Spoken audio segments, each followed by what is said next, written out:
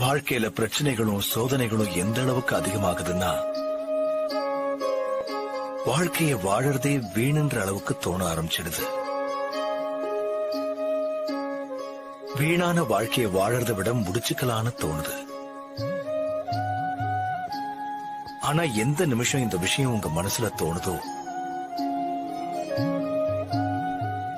அந்த நிமிஷமே நான் உங்க கைய பிடிச்சுக்கிறதுக்கு தயாரா இருக்கேங்கிறத முதல்ல நீங்க புரிஞ்சுக்கங்க. உங்களுக்குன்னு ஒரு புது வாழ்க்கைய, புது எண்ணத்தை, புது உத்வேகத்தை கொண்டு வரத்துக்கு